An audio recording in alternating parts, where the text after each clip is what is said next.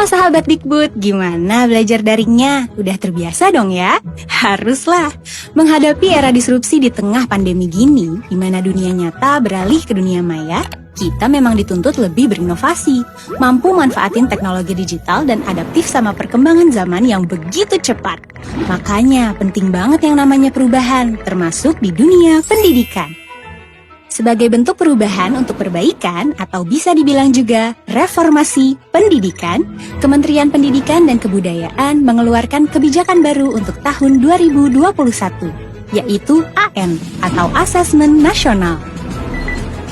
Kemendikbud mengeluarkan kebijakan asesmen nasional yang dirancang tidak hanya sebagai pengganti ujian nasional dan ujian sekolah berstandar nasional, tetapi sebagai penanda perubahan paradigma tentang evaluasi pendidikan.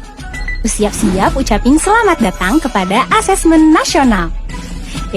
Udah pada penasaran ya? Kalau gitu, mendingan sekarang kita pelajari lebih dalam soal Asesmen Nasional. Yuk!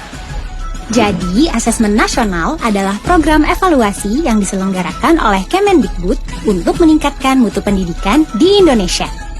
Karena dengan zaman yang terus berubah, tanpa bisa diprediksi, dan kemajuan teknologi digital yang cepat, pendidikan di Indonesia juga harus mampu mengikutinya sambil terus melakukan perbaikan. Nah, Asesmen Nasional pas banget nih, karena akan berfokus kepada peningkatan kualitas pembelajaran, pengajaran, juga layanan dan lingkungan pendidikan. Iya kan Pak Menteri? Perubahan mendasar asesmen nasional adalah tidak lagi mengevaluasi capaian murid secara individu, akan tetapi mengevaluasi dan memetakan sistem pendidikan berupa input, proses, dan hasil. Nah, kalau gitu, siapa aja dong yang ikutan Asesmen Nasional? Terus ujiannya di mana? Sabar, kita ulas satu-satu ya.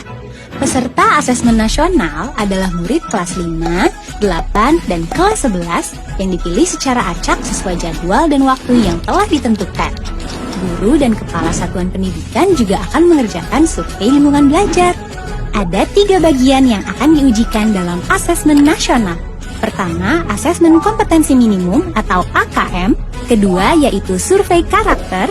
Dan yang ketiga adalah survei lingkungan belajar. Asesmen Kompetensi Minimum atau AKM adalah ujian yang akan dikerjakan oleh murid.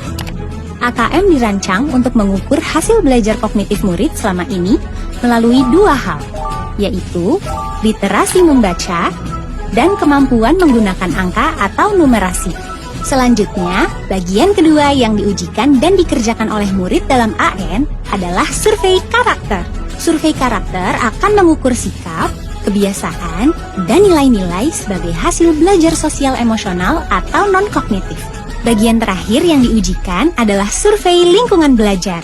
Jika 2 bagian sebelumnya hanya dikerjakan murid, kali ini para guru dan kepala sekolah ikut mengerjakan. Karena survei lingkungan belajar bertujuan untuk mengukur kualitas pembelajaran dan iklim sekolah yang menunjang pembelajaran. Jika 3 bagian Asesmen Nasional tadi sudah terlaksana, maka laporan hasil dari Asesmen Nasional 2021 akan diberikan kepada sekolah sebagai alat untuk melakukan perbaikan kualitas belajar mengajar di sekolah.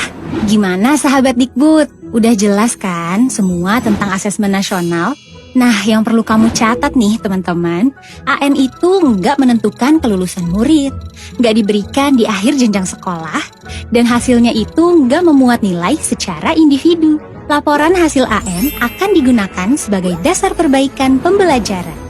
Semoga rencana Asesmen Nasional yang akan dimulai pada 2021 nanti berjalan dengan lancar, sehingga peningkatan mutu pendidikan di Indonesia dapat tercapai.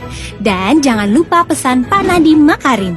Mari kita semua bersama-sama mendukung pelaksanaan asesmen nasional mulai tahun 2021 sebagai bagian dari reformasi pendidikan Indonesia. Wah, kalau gini semakin gak sabar ya pengen move on ke AN. Terima kasih dan salam program.